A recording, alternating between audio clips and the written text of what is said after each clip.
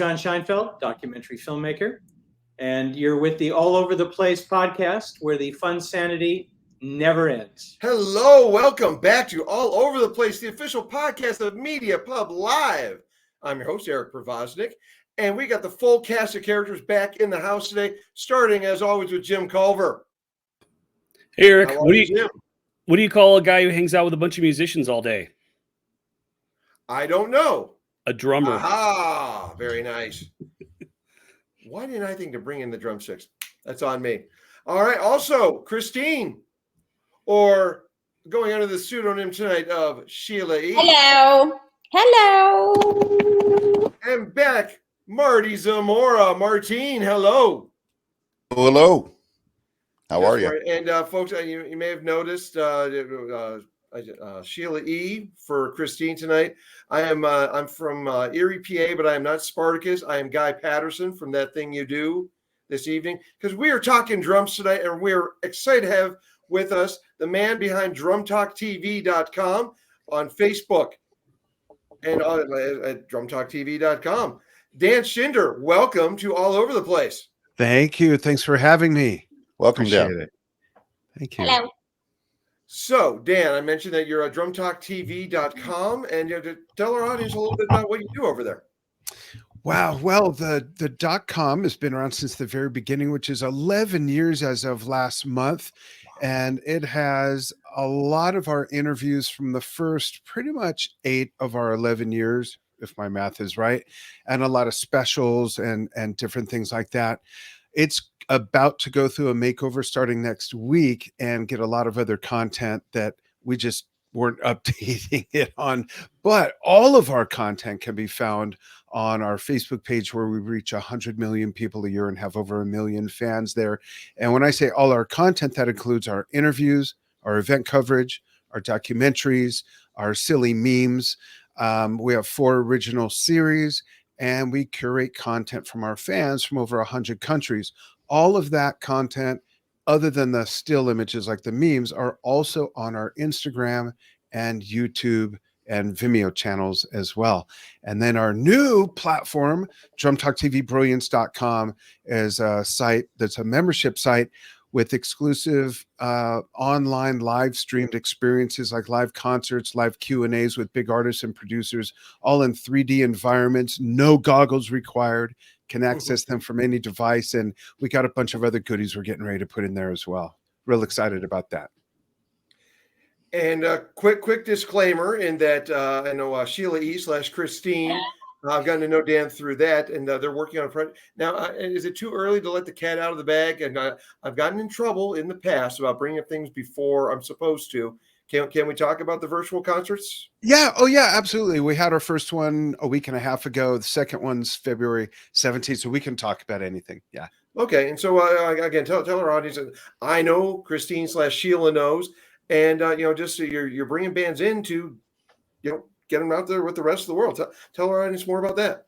Oh, I can't talk about that. No, I'm kidding. I like that. I've been switcherooed. Yeah. So this is really exciting because we're bringing the technology that's popular in the gamer culture, that whole 3D virtual environment, the escapism, being able to also interact with people that are in the environment that might live just wherever in the world, into the entertainment industry with live stream concerts where you can navigate to watch the big screen from where you want within that environment. We have a space environment, we have a bubble up in the mountains, we have an island environment, and it's really interesting. And for those who think, oh, well, that's just for the kids. Well, someone that works with Drum Talk TV, who's 74, was on the live stream experiencing it in the environment, and he just loved it. He said, quite frankly, he just said that was just so fun to be able to move around and sit next to other people. And 2 of our staff people were actually, their avatars were dancing together in the environment. So Cool. what we're doing is we're doing like the first 10 to 15 minutes live on all our social channels, and then we cut that stream and show the rest of it only for our members and the membership side. The first show we did was with a instrumental band out of Wales called the Kinky Wizards. They're kind of like, think Rush meets Joe Satriani with some other elements of everything from jazz to reggae. Really, really neat band. Young guys in their 30s, early 30s, I think. And the next show, February 17th, is going to feature Aaron Emerson. And if that last name sounds familiar, yes, there is a connection there. And Aaron has a brand new band that's so new. They don't even have a website yet or social channels, bless his heart. And it's called Holiday on Saturn. And I interviewed the drummer today. And it's basically electric psychedelic space blues, and most of it is very improvisational. They'll have a bit of a framework, and then they'll go for like 10, 12, 15 minutes. It's really, really neat stuff. Really neat stuff. And it's bass, drums, guitar. Notice the most important ones first: bass, drums, guitar, and keyboards. And they're great. So I'm real excited to be working with Aaron.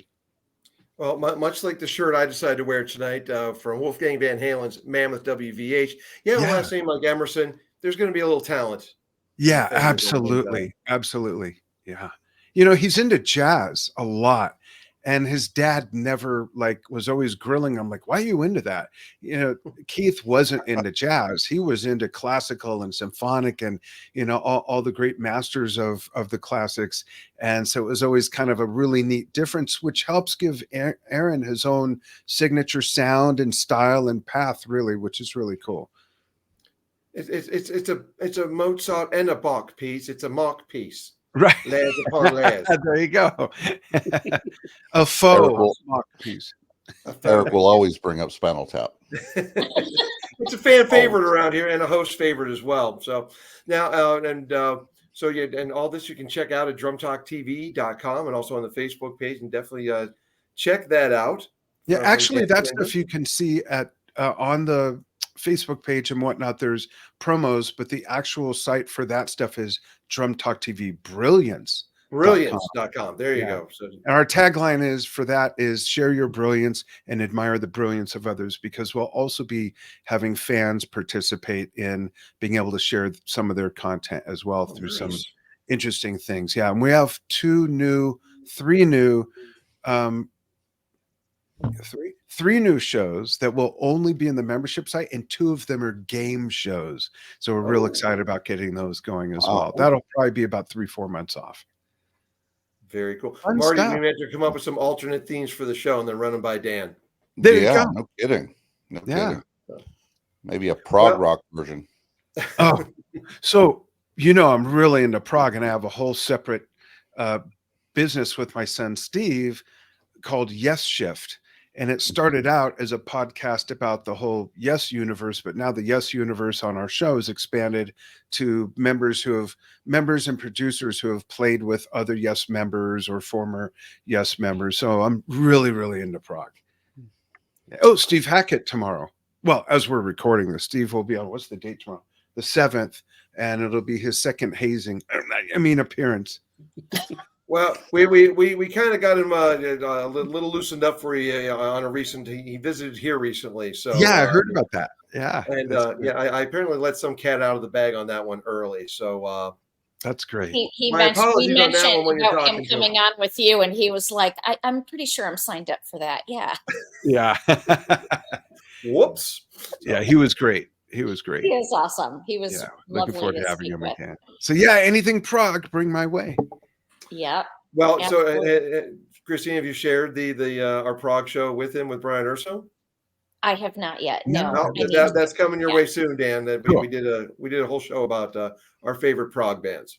Oh, I'd love to see that. Not prog bands, prog bands. Yeah. And Yes popped up on there quite a bit from a few of us. So yeah.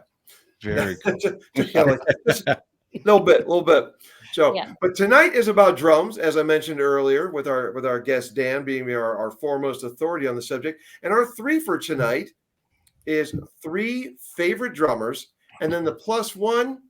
We're not doing a counter on it tonight, folks. This is all about drums. The +1 is our favorite drum solo. Ooh.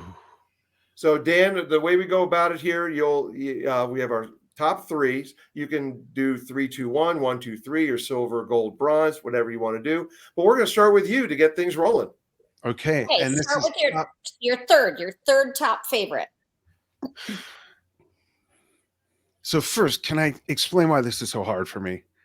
Well, I should preface this also, in addition to what Dan's probably going to say, there are literally, we're all music lovers here. There are so many drummers, so many phenomenal rhythm sections, narrowing it down to 3. And I could go on and on with honorable mentions. But yes, this is difficult. When you get into music, it's hard to narrow it down to 3, but we're doing our best. So we sure don't want to get you into trouble with anybody. Oh, no, it's okay.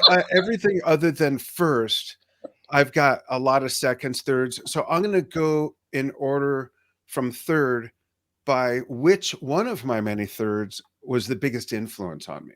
Okay. A twist. Yeah, I'm going to say, and this is hard between second and third. My top second and third would be, I'm going to say third is Carl Palmer. Oh, Carl Palmer. Sorry, Carl. Second, absolutely. No, hang on. Just kidding. I was just kidding. Wait, no, we name them. We go around the horn. Then you come back for your second. Round robin style. Perfect. Yeah, that's interesting. You came up with that name, having just spoken of Emerson. Yeah, and Carl's been on the show 2 or 3 times. Yeah, he's, oh my gosh, just an immense player. And very early on, he was a huge influence on me. I was in a band at 15 playing Carnival 9, Toccata, Jerusalem, all that stuff, 15 to 18 years old. Yeah, it's a huge influence. Nice. Excellent call. Great stuff. Thanks. All right, Yeah, Marty, to you. Me? Yeah, you. In the words of Beetlejuice, who, me? So mine are they ended up being a little obvious, but I like what I like. These are who I grew up with, and I can't get enough of any of them. This is who I listened to when I was 15. This is who I listen to now. These are the guys. So if it's a little hacky, that's all right. I don't mind. They're obvious ones. My number 3, I was going to do them chronologically, but I have favorites. So I'm going to go with John Bonham. Absolutely, positively love his stuff. He was a savage. He hit him like he was trying to break him, like they owed him money. But then also he could, Fool in the Rain. He had the little shuffle there, very clean. And then he did a lot of his timing seemed like it was off timing, but it really wasn't. It just hadn't caught up with the rest of the, so, you 12 or more down the line. Hey, look at that. Everything does line up. Everything does work. But if you don't listen to music that much, it just sounds like it's, what's going on there. But the guy is phenomenal. To be that savage and also be pretty much a click track. I just love the guy and his style, he played for one of the greatest rock bands of all time, arguably the best, but whatever. One of the best rock bands of all time. And I love all the stuff he does. His intros on rock and roll and the crunge. I said cringe. The crunge. Really great intros. The dude was just phenomenal. He's just always one of the highlights of Zeppelin for me. I love Jimmy Page and all, but man, just love that guy. John Bonham. And an influence on so many that played in that style afterward. It was like pre Bonzo and post Bonzo for rock and roll. Yeah. I'm guessing lots of guys going through the 80s were influenced a lot by him. A lot of drummers looking at that guy, and the best, the genius is always burn out before they fade away, and sadly he was one. And just very quickly, since Dan brought up Emerson, the Emerson father-son connection, what are your thoughts on Jason Bonham carrying on his dad's legacy? So his first solo album, The Disregard of Timekeeping, is phenomenal. It's very musical. The drumming is just great. I've seen Jason play in some other situations, his own band, the Led Zeppelin Experience. I love his playing. The only little, God, I hope he doesn't find out about this, but I gotta just be honest. The only issue I personally have is using a double pedal playing Led Zeppelin music. Oh. Like seriously, you're Well, he his didn't have 12 appendages like his father seemed to have. You know Yeah. what? I wish someone else was saying what I'm going to say. I've been playing Good Times, Bad Times like it is on the record since I was 10, because I didn't know that you weren't supposed to be able to do it. And we played it in May at our 10-year anniversary show, the Drum Talk TV 10-year anniversary. I got my old band together, the bass player and the guitar player, where we did 3-hour shows where 80% of the show was Led Zeppelin. We played it just like every bootleg of any year we could play it. But our singer doesn't sing anymore, so we got Chaz West, who sung with Foreigner, Bonham, and his own band, Westbound. And I don't get the double pedal thing playing Led Zeppelin. It like shouldn't even be allowed. Flappy foot. Yeah, you got to have that flutterfoot. Absolutely. And it's like anything else. You develop a skill, you practice, and so that's the only thing. But that first album, when I have him on the show, I'm not going to bring that up, but I do want to say the disregard of timekeeping. How did that just get set on its own and not, because it's very musical and he did a lot of the writing. And Trevor Rabin sings all the background vocals with the other two guys in the band. It's really a great album. And one of the greatest album titles of all time, too. I always dug that. Especially by a drummer. That's really good. That's really good. Yeah. All right, Jim, round the circle to you. All right. My number 3 is drummer from one of my favorite bands in my 20s. It's Travis Barker from Blink-182. Tremendous drummer. I think honestly one of the better pure musicians in modern punk. He's really, really talented. He's really versatile. He's played with not only did he play some incredible stuff with Blink-182, but he's played with rap bands, with hip hop bands. He started his own group for a while. Just incredibly talented, and really has eclipsed Blink-182 in my opinion, both in terms of talent and celebrity. Just a great drummer, and he actually gives drum lessons to kids in his spare time. So really good guy, and just incredibly talented, and band's a guilty pleasure for me. What can I say? Like you said, you like what you like. And maybe the rest of us are in that age group. I look at him as like the new kind of the new wave of good drummers that came through, and and then I think, wow, that's not that new. That guy's like 40. Like that was 20 years ago. I know, that's weird. I still think of him as a contemporary. Yeah. Yeah. There's not much new about him. He's old like us now. Newish. Let's just make ourselves feel better. Newish. Yeah. We're talking about these guys that are from the 70s and 80s. Well, he's from the 90s, which, let's face it, that was, 30 years ago. It was just last week, right? It seems like Yeah, it. totally. All right, Christine, to you. Okay. Well, my number 3, I mean, I can imagine like not a ton of artists can say they've been in the same band for 50 years, but mine has since he was like a teenager. Doesn't hurt he's not bad on the eyes either, but Larry Mullen Jr. from U2. Don't hate me, Marty, but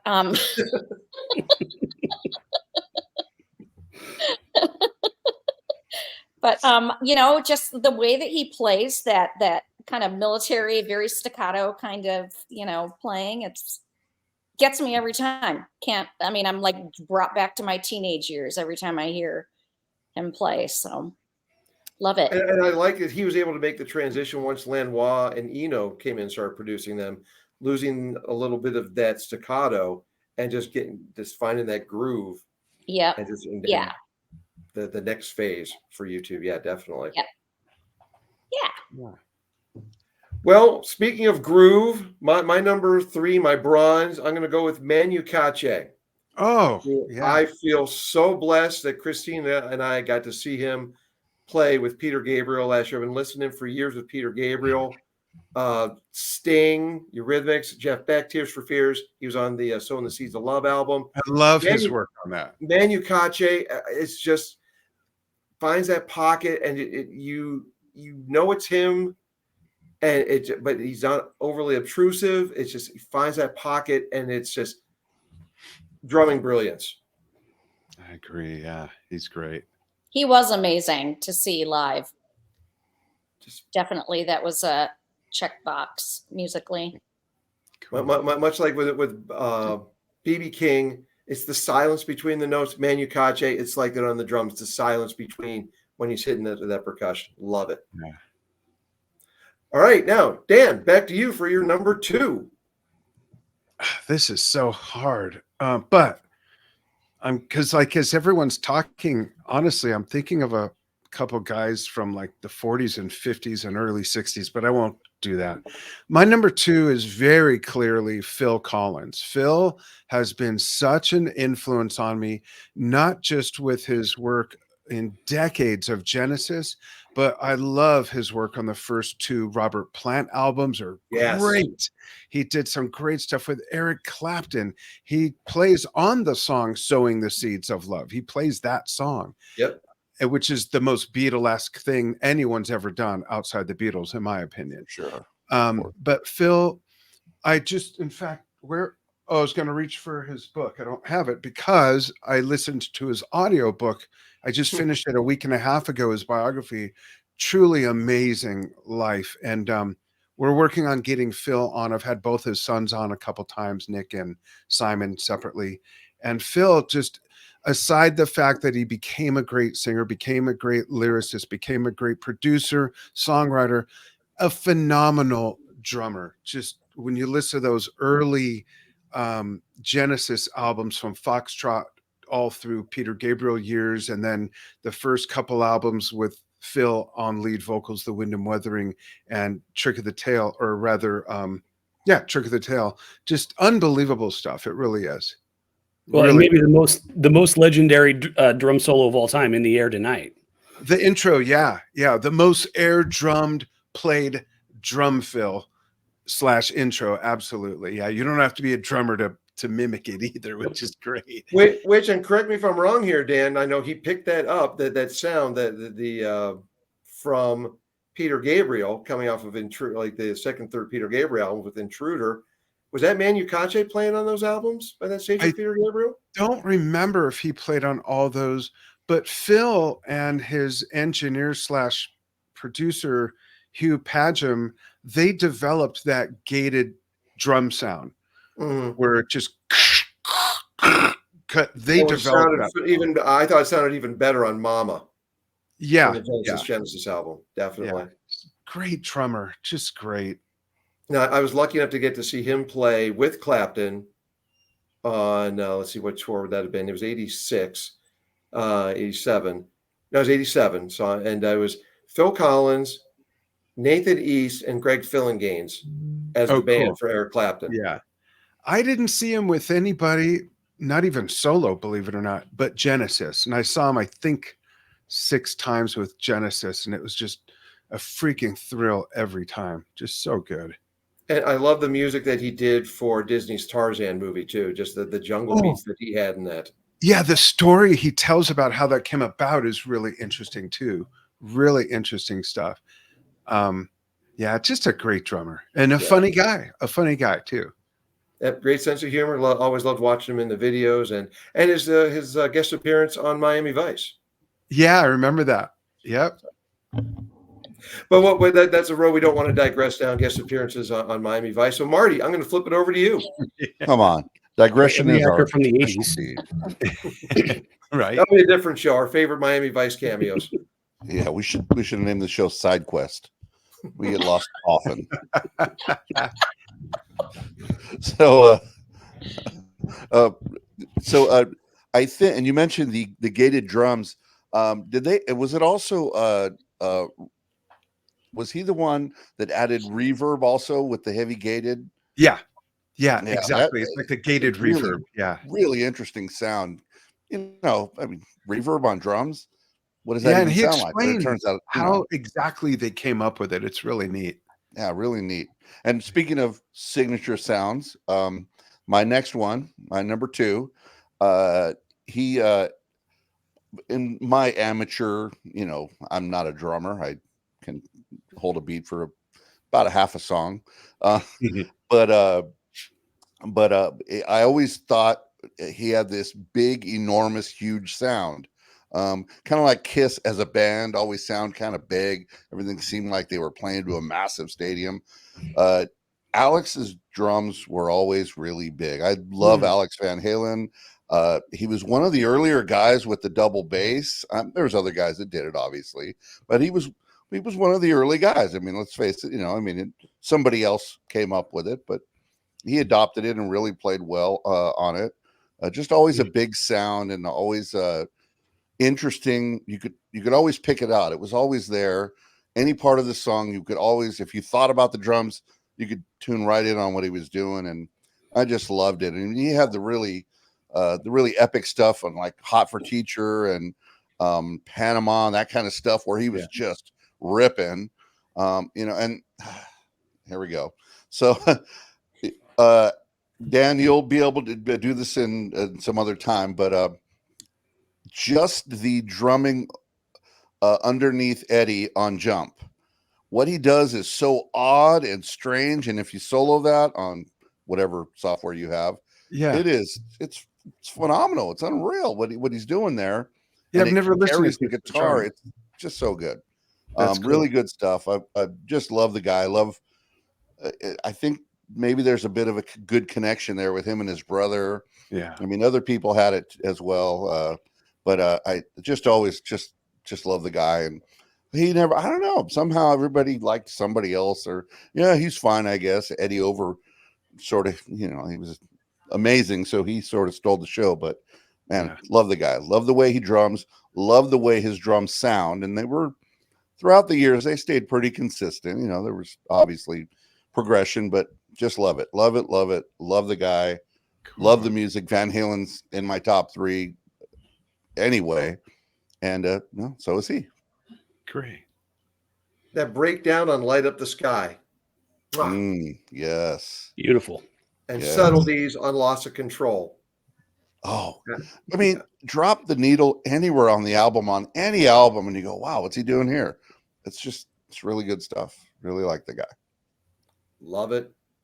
Cool. I mean, we're supposed to be arguing. We talked about more friction on the show, but it's you know what, it's Alex Van Halen. You're never going to hear me argue with that one, or Phil Collins. Nope. It's not. All right, Dan, happen. What do you got? What's wrong with Alex Van Halen? You got to argue with perfection.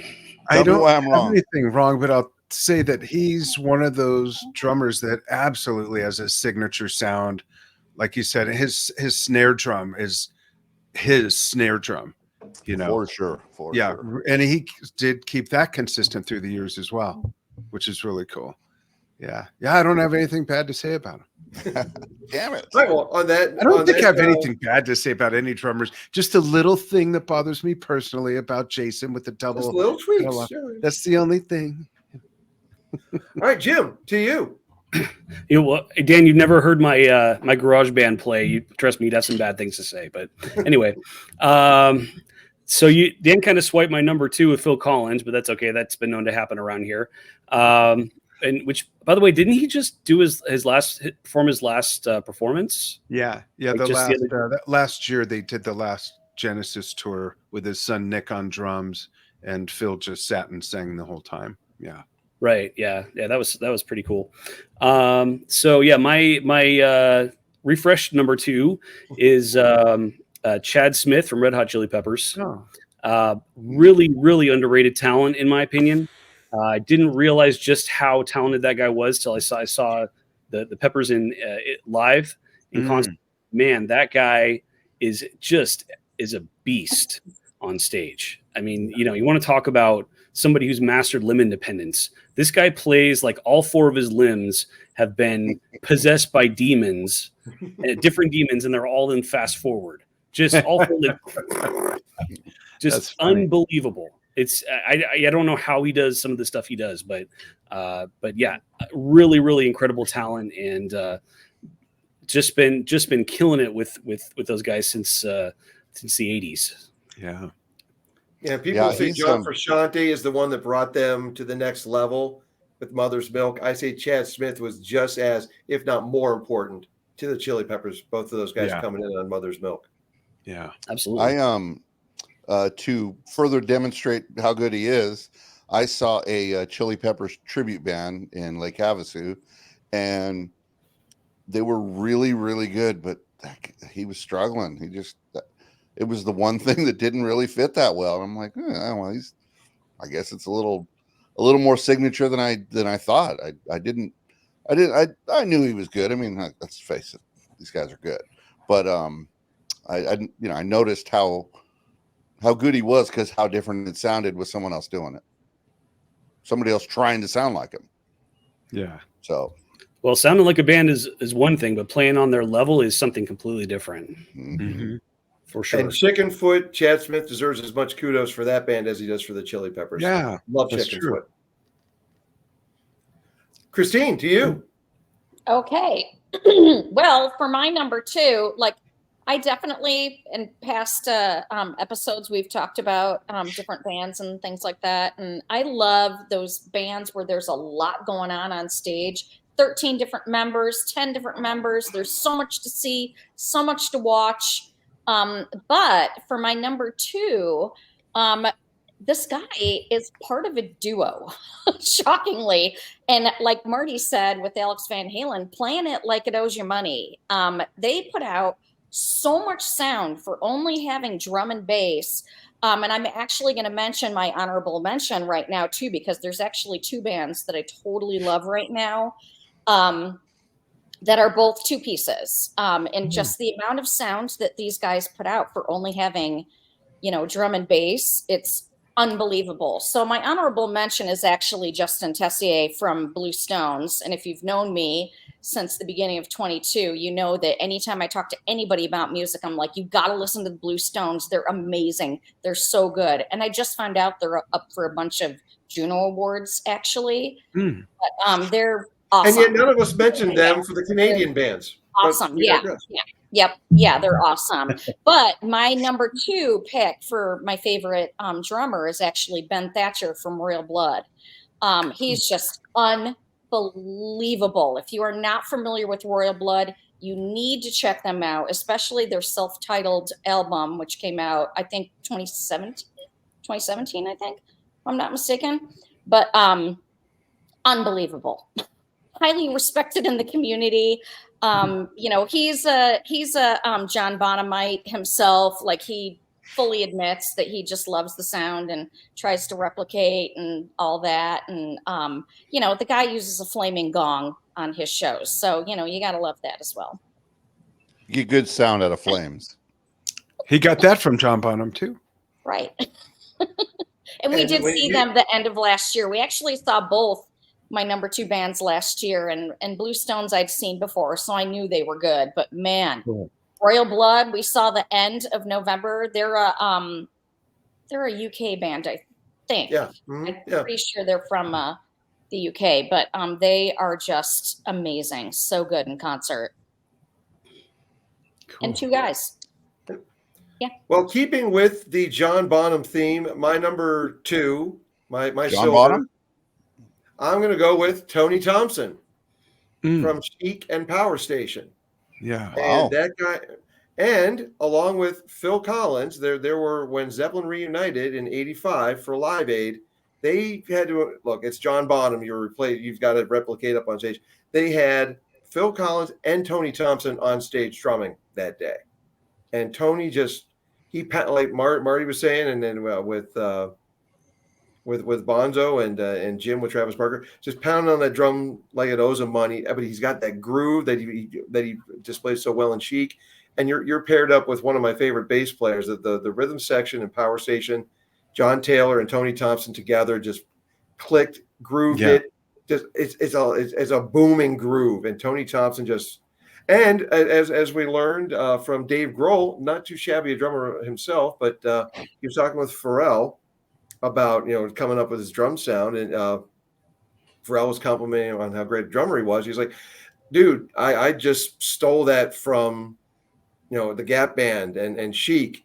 And he met Tony Thompson at a party. He's like, dude, I'm so happy to meet you. I've been ripping you off for years. And Tony Thompson just looked at him and said, yeah, I know.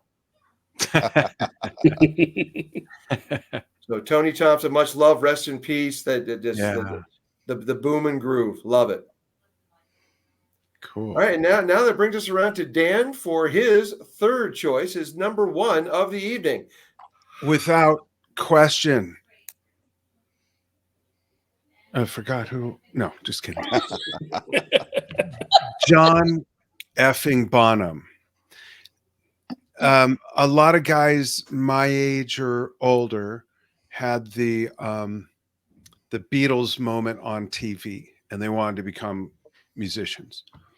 When I saw Led Zeppelin in 1979, I had already been playing 7-8 years, and I was pretty good. And I wanted to be an oceanographer. I wanted to be the next Jacques Cousteau. But and I was in Tuesday night jazz band at school. I played in orchestra, played in concert band, and played on my own to my favorite music. But when I saw, my dad took me to see them, and by the third song, I realized, wait, like, so that could be a career path? And a few days later, I got my parents together and said, I don't want to be an oceanographer anymore. My mom said, oh, great. What do you want to be? And I said, I want to be a professional drummer like John Bonham. And we hit her with the paddles a few times to revive her. And she was a little disappointed at first, but a year later, she found what was my first paid gig, which was a touring drummer with a singing group called Spirit of America around the United States. And I was 15.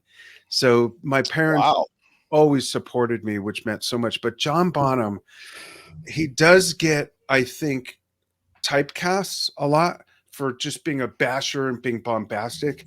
Listen to songs like, my best example is Down by the Seaside. Other than the bridge, it is so delicate, and it's a shuffle in slow motion. And he just was phenomenal. He had the groove. He could improvise. He was quick. He was subtle.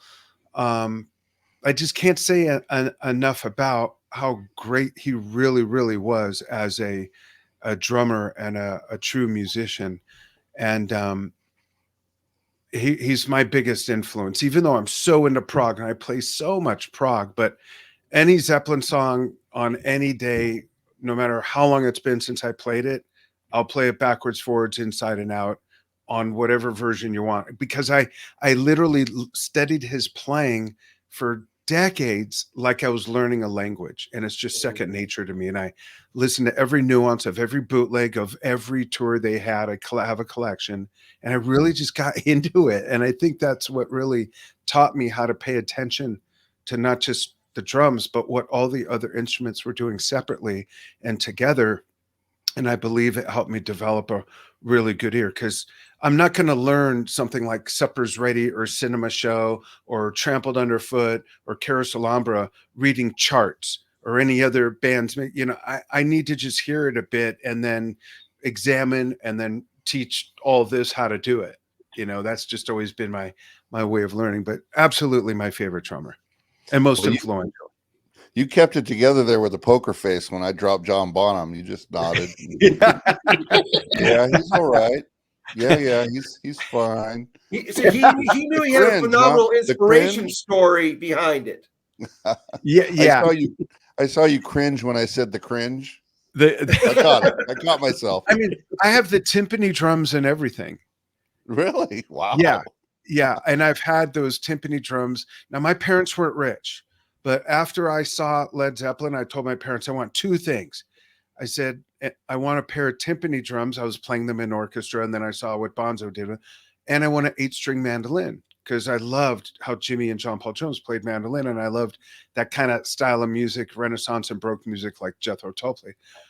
I actually got an Ibanez mandolin like a month later, worked it off, and they found a pair of used pedal tuned timpanis that were owned by a music store owner nearby, who was not a patron of.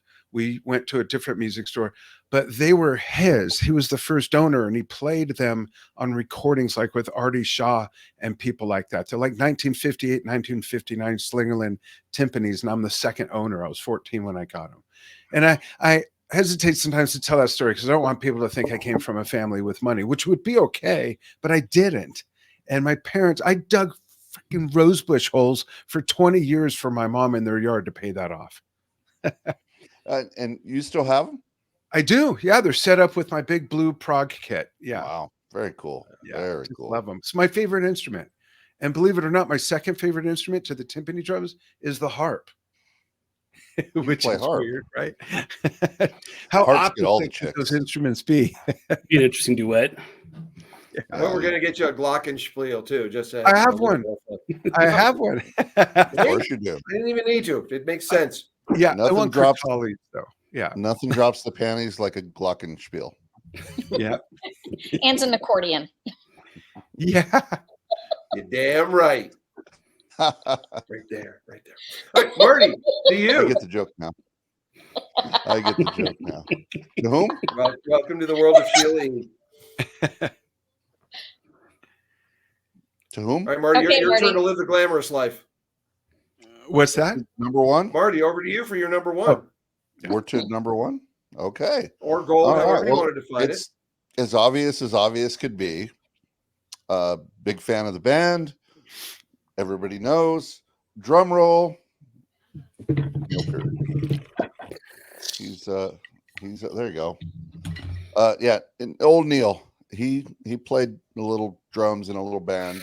Canadian, I think they were. I'm not sure. They might have Possibly. been from Madagascar. I'm not sure, but they're really good. Really good. They, something productive rock, or I can't remember the term. Progressive. There you go.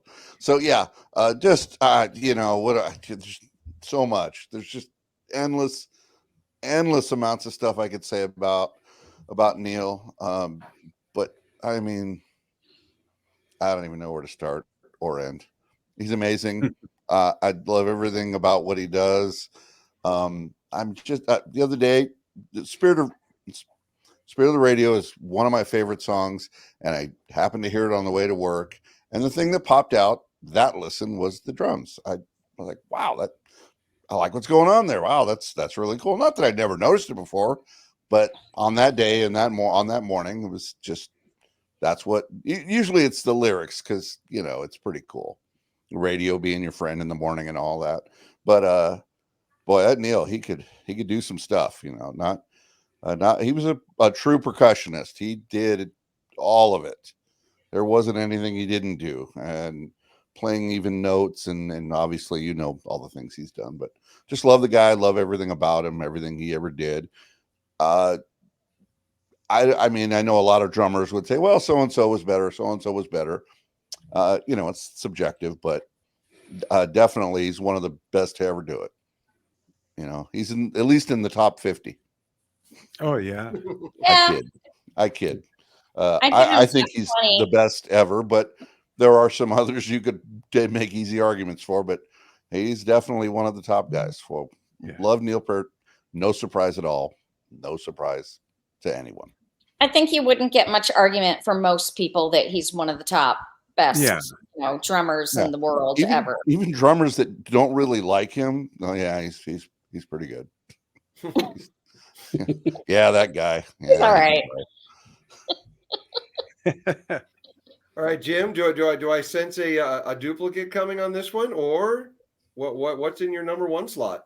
Okay, well, let me start with my honorable mention, and that's the aforementioned Dave Grohl.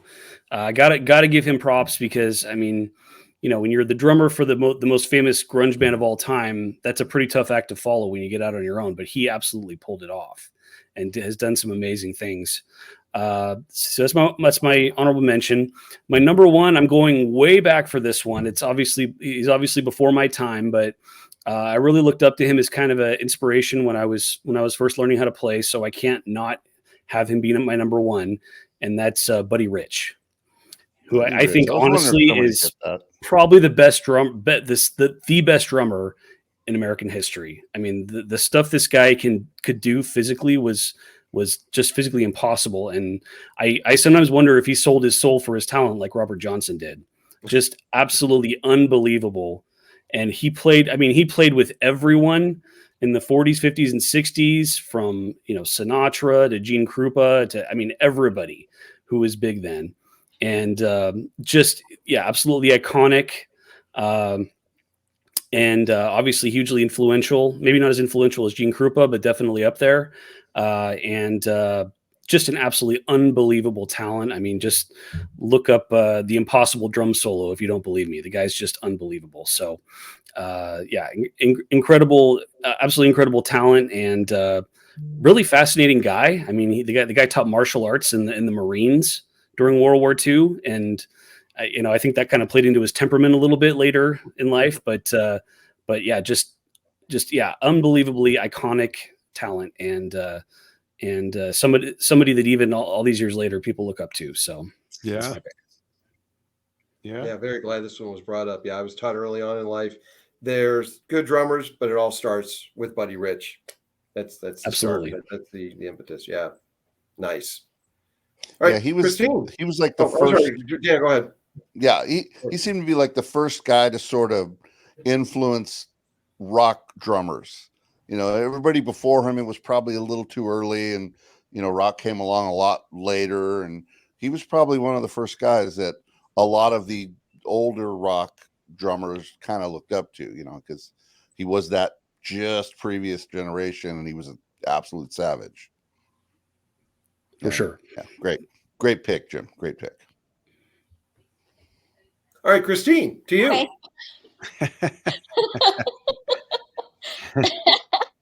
Okay, well, as I've mentioned before, one of my all-time favorite bands, without a doubt, is The Police. And of course, Stuart Copeland is a god. He's an absolute musical god.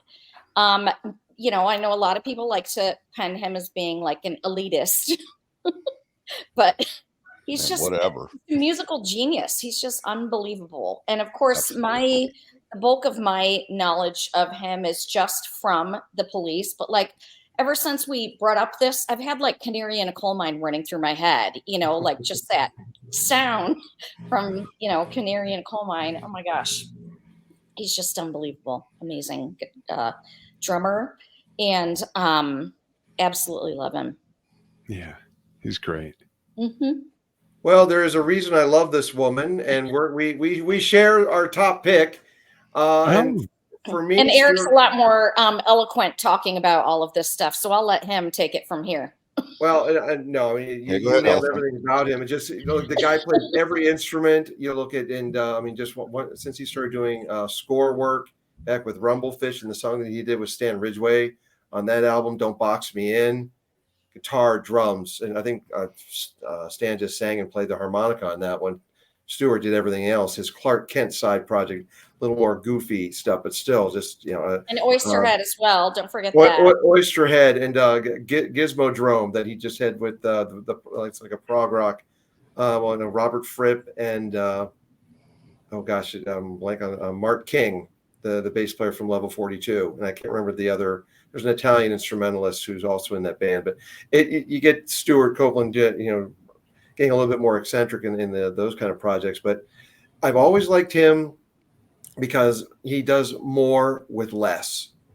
Doesn't need the huge kits, but yes, he's got the gong back there that he goofs around with from time to time. But just Tea in the Sahara and Walking Your Footsteps. I mean, just the delicate playing in that, and just he's a worldly guy. And once I saw the movie The Rhythmatist back in the 80s, and just going to Africa and just getting the roots of that, and his background as the family that he lived in was CIA, his father. So he was in all these different parts of the world, absorbing all these different musical styles and making it his own. And then taking that to working on film scores through the years as well. And Stuart Copeland, again, just what more can you say? Just he's the rhythmatist. He's my favorite. He's my baddest ass player. Just I could listen to Stuart Copeland just play a little mini timpan, and he'd figure out how to make it sound like an orchestra. And I also like that he's doing orchestra work. He went out and he did Ben-Hur. He conducted an orchestra playing along to the original silent Ben-Hur. He and the orchestra provided the music for it and touring around the country. And then he just did the orchestral breakdowns of police songs, toured off of that. Stuart Copeland, what can't you do? God bless you. Love the rhythmatist. Concur.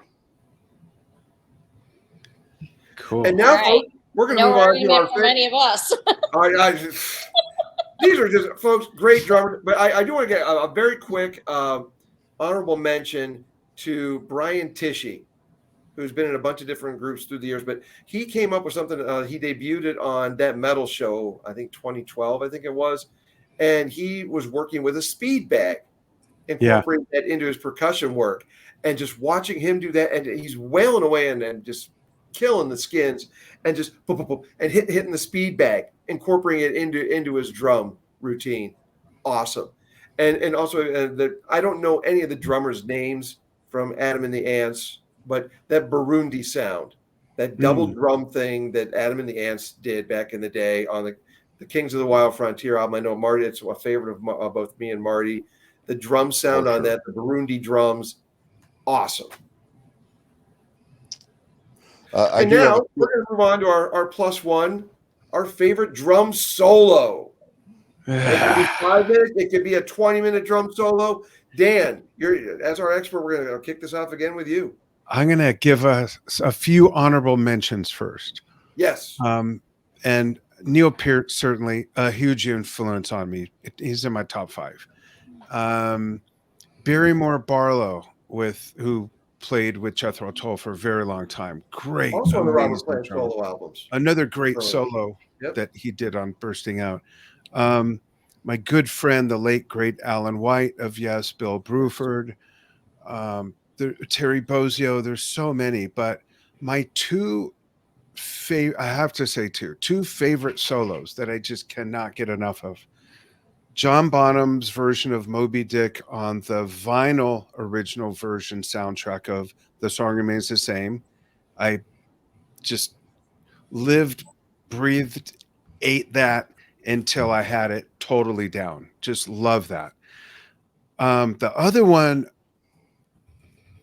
look up Drum Talk TV, Papa Joe Jones. And the solo that this guy did in I think it was 58 with, he was playing with Louis Armstrong. No, or Dizzy Gillespie. It's shown in the video. The video starts with the band ending on the note that leads into the drum solo. This guy's handwork. There were a lot of drummers that played with their hands before John Bonham. Papa Joe Jones was one of them, and to this day, I've watched and watched and watched and watched and watched and watched. I cannot figure out what the F word he's doing. I can't physically put it together or even mimic the sound, because before video, you'd figure something out and do it. It would sound just like it, but then years later, you might see him in concert or see a video and go, oh, that's how he's doing it. But with Papa Joe Jones, I can't even fake the sound of what he's doing with his fingers and his whole hands. It's an amazing solo. It's in black and white, just amazing. And those guys all played in suits back then. Get out of here with that. Like, really? In one mic, a suit, and a tie. You know, I can barely play with pants on. I need to be comfortable. I mean, I have shorts usually, but those two solos, and there's so many more. Carl Palmer solo from Welcome Back, My Friends, to the Show That Never Ends. Ladies and gentlemen, Emerson, Lake and Palmer, the longest album title, by the way, ever put out. There's just so many, but those two are the ones that the one with Bonzo, when it came out, I've known about it since, but I didn't know about the Papa Joe ones until I started doing Drum Talk TV, and then I came across it, and it just blew my mind. So those are two tied for first that I have to say I can never get enough of. Excuse me. Watching or learning. I wrote it down, Papa Joe Jones. I'm going to check that one out for sure. Definitely. Cool. Just amazing. Yeah. All right, Marty, to you. All right. So before I say this, because my pick's really boring and it's really obvious and a bit hacky, but I don't care. Is it one of my solos? No. Yeah. So I was not going to say it, but here we go. No. So I have an honorable mention besides you. And I forgot to say it earlier. Oh, Ian Pace. I have to throw in Ian Pace. Sorry. Ian Pace, Deep Purple. Ian Pace. Ian Pace. It's genius. So I don't know anything about this guy.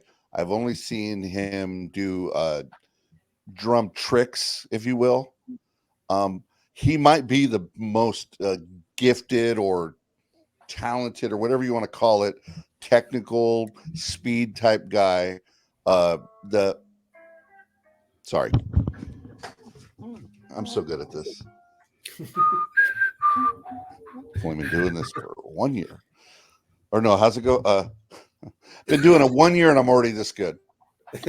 So, Sebastiano, the guy that's the talk of the town, everybody's blown away by this guy with his single hand drum rolls that is confusing people. And I believe he's Italian. I think I know who he you might mean. be Spanish. Yeah, that guy with the big Sebastiano. beard. Yeah. Yeah, He yeah, does freakish things. yeah. I don't know. I have no idea how he would be in a band, but everything he shows you just go, what is he doing? I've watched so many reviews, other drummers review, and just watching it in real time going, well, what is happening here? What is that? How does that work? Anyway, he's freakish. Check him out if you haven't seen him. He's an absolute freak. He does robotic stuff. It's really weird. And then, and then on the opposite end of my honorable mentions has nothing to do with his drum talent. He was just one of the guys that brought the drummer out front and had fun with it and made it a party. Tommy Lee. He got out there and he, the drummer became an important guy. And I know there was guys that did it over the years, but he was one of the guys that was really made sure you knew who the drummer was and that he was a cool guy and he was having fun and partying and all that. And it was just fun. I was in high school. What's not to like? Obviously, he was good enough to be in a band, and he played high school marching band and crap like that. But I don't think he's anything special as a drummer. Maybe he is, maybe he isn't. I don't know. But he was a lot of fun. So that's why he's my honorable mention. I mean, a roller coaster. You got to be a real idiot to do that. You do. I mean, let's put my drum on a roller coaster. Lived a famously wholesome life too. Anyway, my stupid drum solo thing is it's Tom Sawyer. It's probably not anymore, but 20 years of just can't believe how much I love that solo. Over the years, obviously, there's been a lot of other stuff, but if you look at an aggregate of solos that I've really gotten jazzed up about, that's probably the one that's been spent the most time making my brain happy. So it's a bit of an easy layup there, but hey, it's really good. Once again, as you said, we like what we like.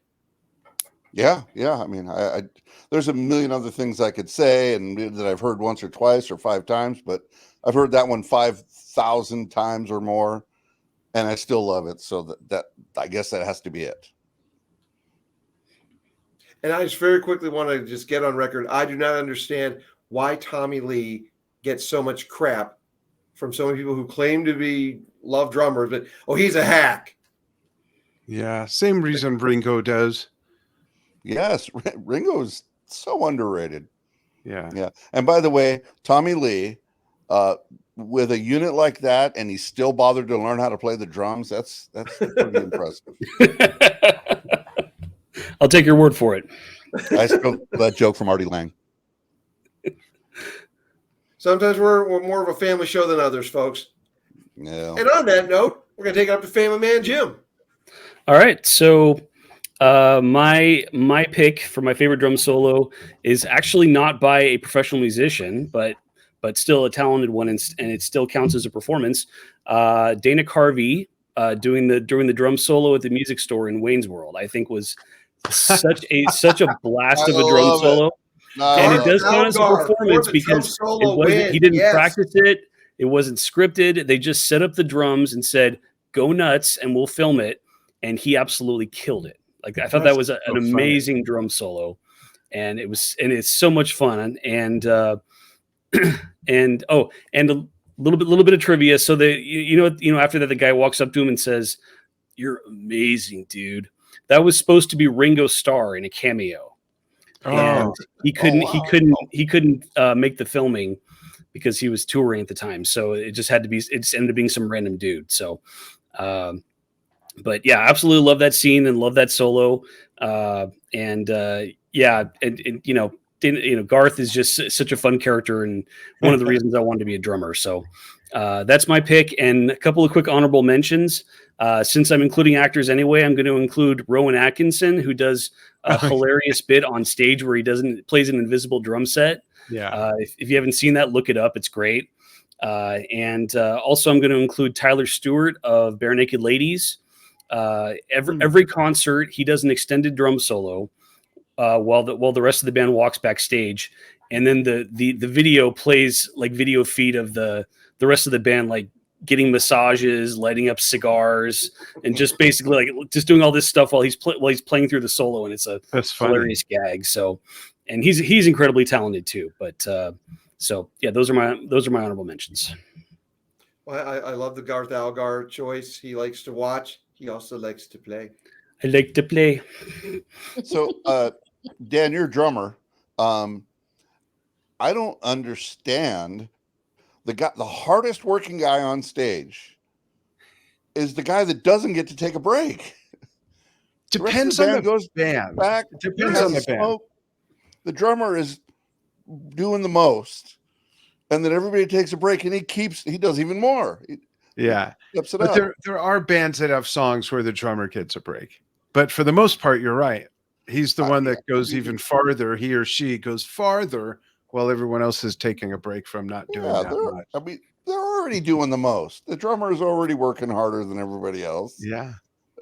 Regardless of what David Lee Roth thinks, the drummer is the hardest worker. and then he gets to turn it up to 11 while everybody gets a break. Yeah, man. Yeah, it doesn't make sense. Well, they should be fanning him or something. Yeah, you brought him up right there, David Lee Roth, Van Halen. You had a bass solo and a guitar solo, so there are 2 times where Al gets to take a break. Yeah. And since you brought up going to 11, Marty, who was your favorite Spinal Tap drummer? Was it Stumpy John Pepys or was it Mick Shrimpton? So many to pick from. R.I.P. Or what's your favorite way of a Spinal Tap drummer dying? Spontaneous combustion or dying from choking on someone else's vomit? Explosion. I've done both and survived. See, that's why he's here, folks, and not off drumming for Spinal Tap.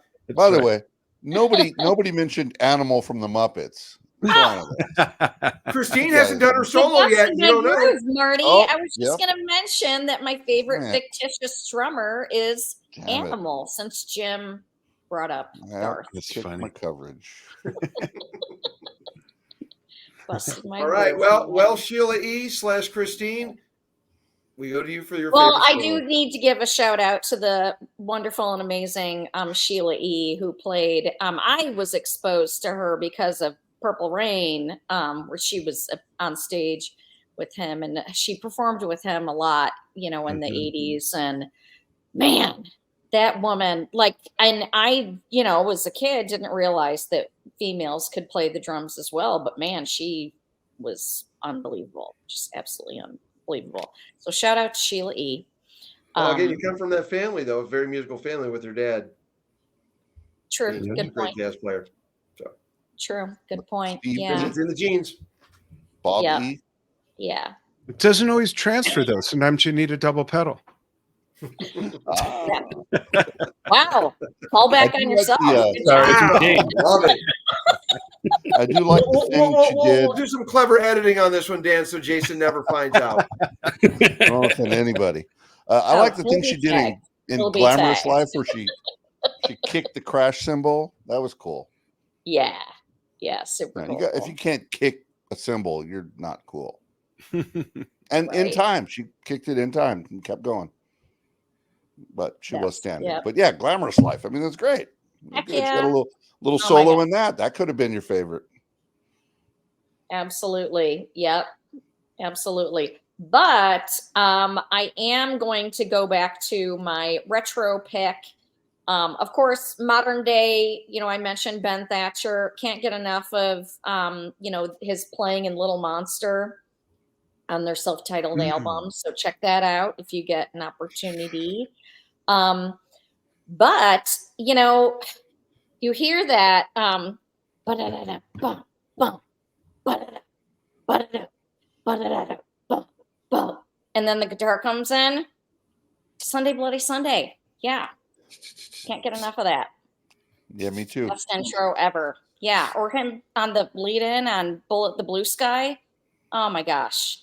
Those drums. Holy smokes. That is a great intro. I love that Your- intro. Drum sound on both the Blue Off. Sky. Hell yeah.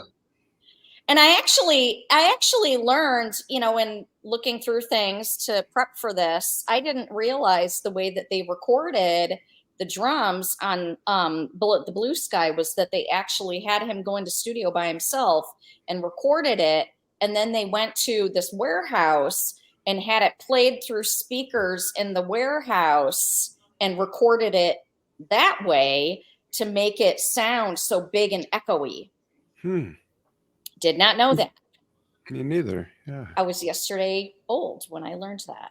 Eno and Lanois, producers. Little low tech extraordinaire. magic. Yeah. Well, for mine, I'm going to go with an album that came out, I want to say, again, 2012, 2013, or early 20 teens. You don't get drum solos very often in the modern day, especially in a rock song. You go to a live show, you see the solo, stuff like that. But on Rob Zombie's album, Hellbilly Deluxe 2, and he goes by Tommy C or Tommy Clufetos. I don't know. Oh, yeah. So when your last name is Provoznik, you should be able to get everyone else's last name correct. But I'm just Tommy C was how he was credited on the album. But the drum solo, it's like a 7-minute drum solo, comes about halfway through The Man Who Laughs, the last song on that album. And it's just, he's going crazy. It's 7 minutes, takes you back to just like if you're at a show and you're just getting the drum solo right there. And it's on an album. And it cuts back into the song. And then there's just the big crescendo out. Yeah. Tommy C, The Man Who Check that Laughs, from out. Hellbilly Deluxe 2, Rob Zombie. I gotta look that up. But be careful though, because again, I was reminded of this in doing the research. Tommy C quit the band after they recorded the album. They're going out on tour. He quit to go play with Ozzy. So Rob Zombie's like, all right, fine. Well, I wish you would have done it differently. But they went in with the new drummer and they re-recorded. I'm not sure if all, but certain parts of the album they omitted. So on the next edition, there's like a special edition of Hellbilly Deluxe 2 that does not include the drum solo. Oh, Both of them are available on Spotify. Go with the original one. If it's not the 9+ minute song, it's not the one with the Tommy C solo. interesting. Band members can be vindictive. It's ironic that, Tommy C goes to play with Ozzy, and Ozzy had slipped out and had stripped out parts from the rhythm section with his early albums with Lee Kerslake and whoever the rhythm section was in the early albums. Yeah. All this useless knowledge, folks. All this useless knowledge. Comes in handy for shows like this, or if I'm playing Jeopardy. That's about it. We have found a use. Use for the uselessness. Well, Dan Shinder from Drum Talk TV or DrumTalkTVBrilliance.com. Thank you so much for joining us tonight, for bringing your expertise on drums. Thank you. It's fun. Yeah. Great topic. For We sure. did it just for you. You can come back on later and bring us another topic. Yeah, I would love to. I struggled with those the 2 and the 3 because there's so many for me who fall into that rating. It's not as clear cut as 1, 2. You know what I mean? So, all right. Well, hey, this is all over the place where we make up the rules as we go, and we're about to say goodbye. But one more time around the horn, go with another honorable mention. Dan, to you first.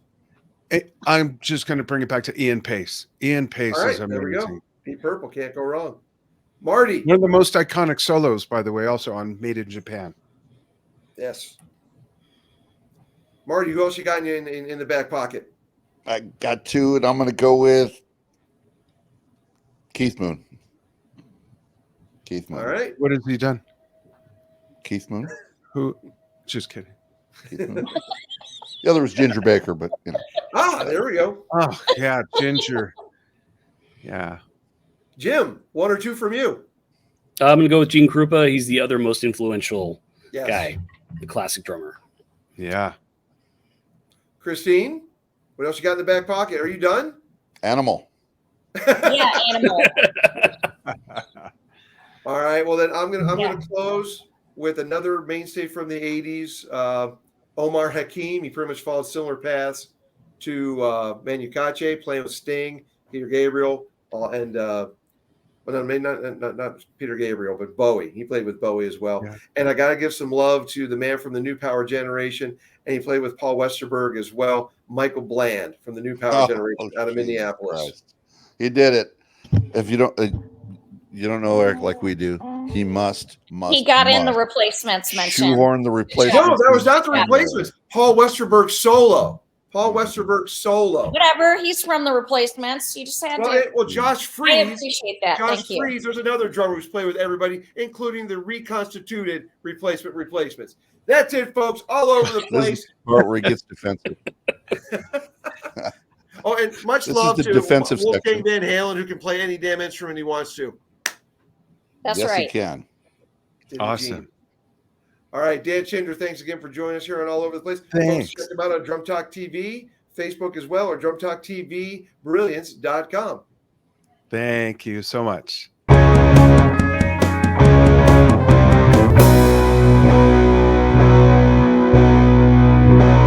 All over the place, where the fun sanity never ends. The opinions expressed by the guests are theirs and do not necessarily reflect those of the hosts or the producer.